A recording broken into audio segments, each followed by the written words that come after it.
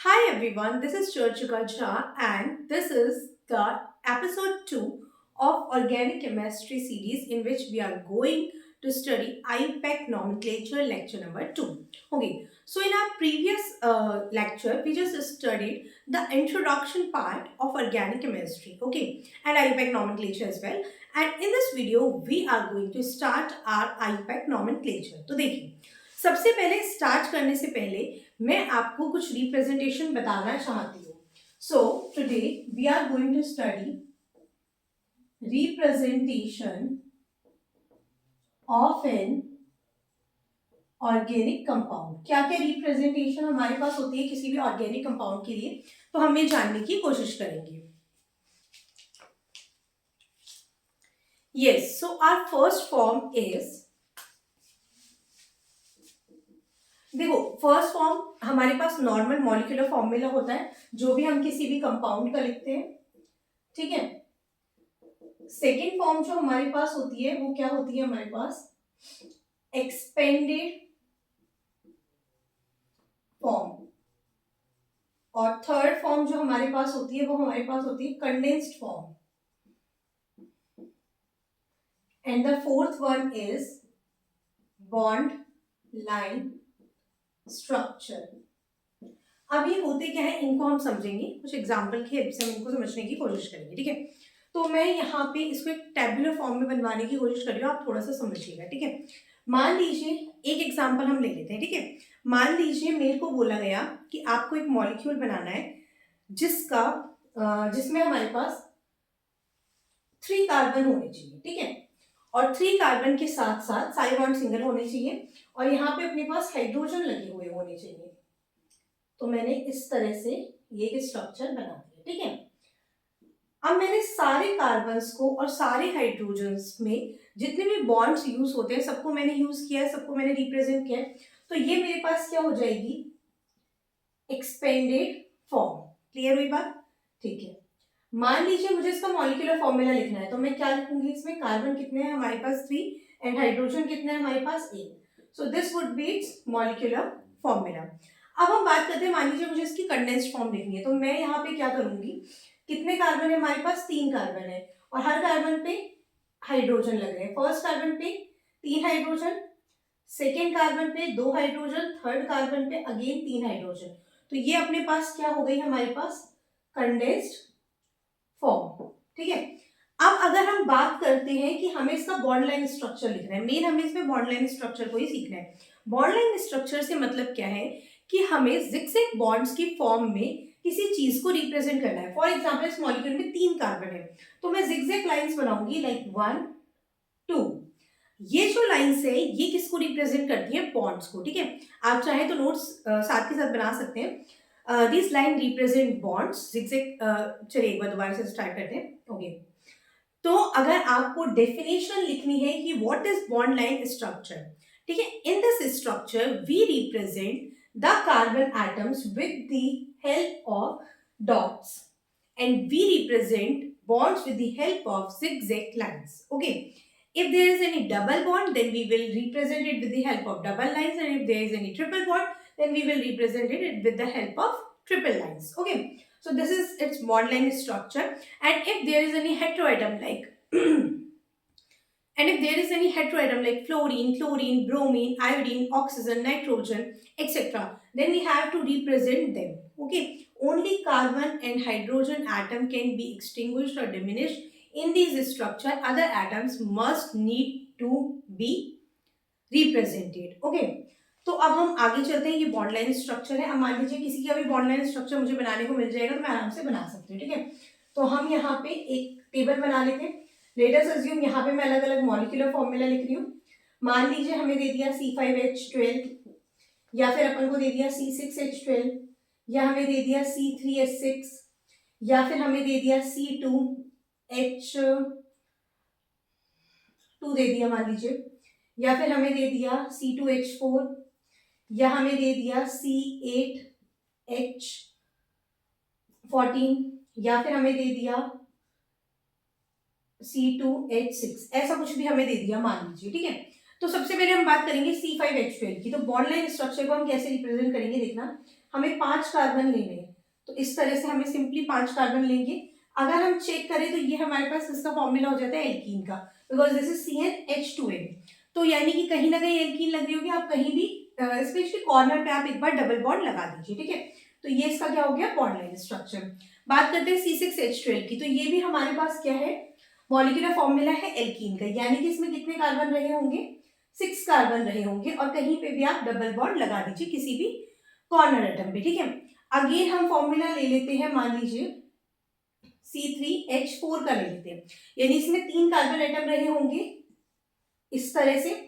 और क्योंकि यहाँ पे हमारे पास ये जो फॉर्मूला है एल्काइन का है, यानी कि एक क्या रहा होगा कॉर्नर पे, ट्रिपल बॉन्ड, ठीक है।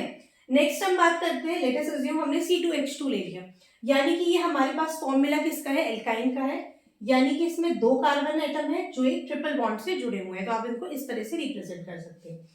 अगर 2 डबल बॉन्ड है तो उनको हम ऐसे रिप्रेजेंट कर सकते हैं। अगर हमारे पास 1 कार्बन है तो हम इसको इस तरह से रिप्रेजेंट कर सकते हैं, 1 2 3 4 5 6 7 8, ठीक है। और इसमें हमारे पास ये एल्केन का फॉर्मूला है, तो इसमें there is no need to represent any double और ट्रिपल बॉन्ड, ठीक है। नेक्स्ट हमारे पास इथीन है, तो हम इसे सिंगल लाइन से रिप्रेजेंट कर सकते हैं, ठीक है। अब मान लीजिए एक और एग्जांपल है मेरे पास अच्छा सा, मान लीजिए हमें दे रखा है C4H6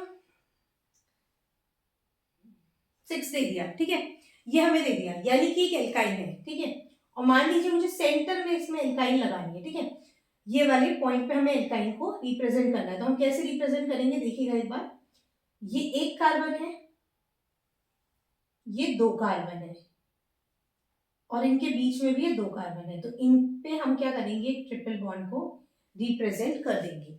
क्योंकि एल्काइन को आप जिगजैग लेंथ जो, क्योंकि एल्काइन को जब भी यूजुअली हमारे पास 4 कार्बन की एल्काइन हो तो उनमें हम थोड़ी सी जिगजैग लाइन ऐसा नहीं बना नहीं सकते, ऐसा कोई इंपॉर्टेंट नहीं है, आप चाहें तो इसमें इस तरह से ले सकते हैं, बट हम इसको इस तरह से भी इंडिकेट कर सकते हैं। ये इंडिकेशन भी, ये रिप्रेजेंटेशन में हमारे लिए ज़्यादा इंपॉर्टेंट हो जाता है, रीजन भी कि हम इसमें नॉर्मली एल्काइन के बारे में पढ़ रहे होते हैं। ओके, सो इसके अलावा भी हम इनको कई तरह के स्ट्रक्चर में रिप्रेजेंट कर सकते हैं। फॉर एग्जाम्पल हम इसे ऐसे भी रिप्रेजेंट कर सकते हैं, मान लीजिए, या फिर आपका मन है कि आपको इसे ऐसे रिप्रेजेंट करना है तो आप ऐसे भी रिप्रेजेंट कर सकते हैं, मतलब एल्कीन को हम बीच में भी लगा सकते हैं, कहीं भी लगा सकते हैं, ठीक है। या फिर आपका मन है C6H12 को आपको ऐसे कुछ रिप्रेजेंटेशन देनी है, तो कोई बात नहीं, आप इसे ऐसे रिप्रेजेंटेशन दे दीजिए, मतलब जो भी आपका मन है उस तरह से आप इसको जिगजैग लाइंस के फॉर्मेट में रिप्रेजेंट कर सकते हैं। अब हम थोड़ी सी बात करते हैं आगे इनके फॉर्मूला पे। लेट अस अज्यूम मुझे एक्सपेंडेड फॉर्म लिखनी है किसी भी चीज की, तो हम सबसे पहले बात कर लेते हैं C5H12 की। इस तरह से हमने 5 कार्बन ले लिए और इसमें हमने इस तरह से हाइड्रोजन को रिप्रेजेंट कर दिया, तो ये हमारे पास क्या हो गई, एक्सपेंडेड फॉर्म।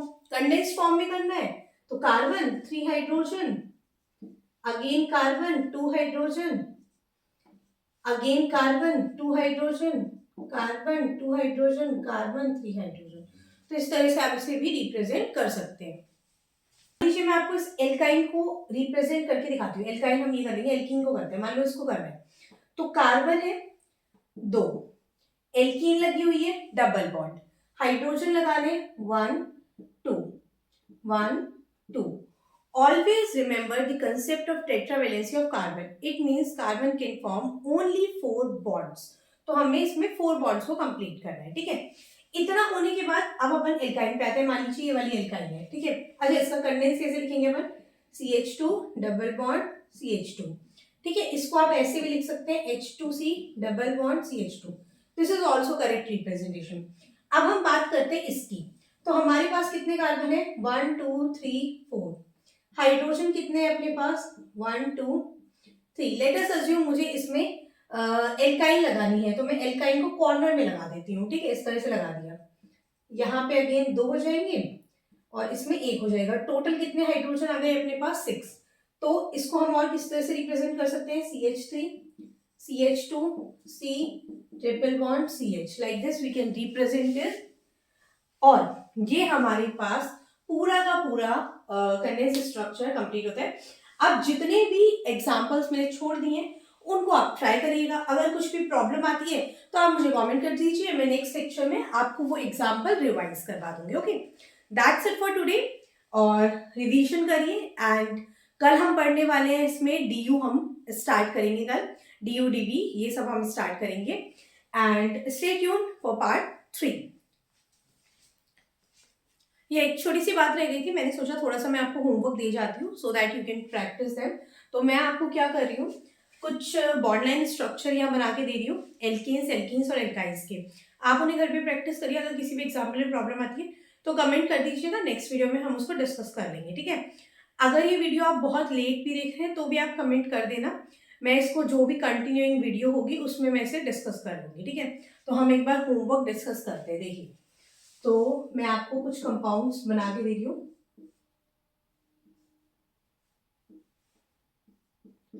और इनका आपको क्या करना है, एक्सपेंडेड फॉर्म, कंडेंस्ड फॉर्म और मॉलिक्यूलर फॉर्मूला ये लिखना है, ठीक है।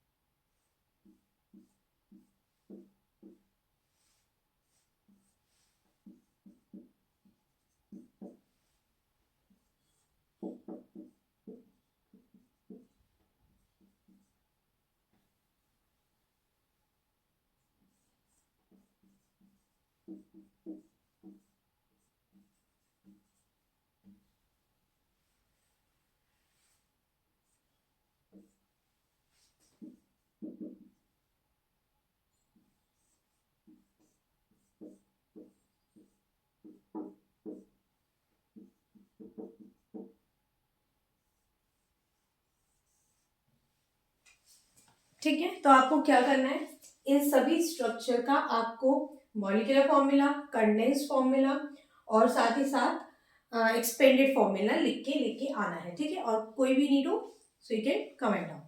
Thank you very much and stay tuned for part 3।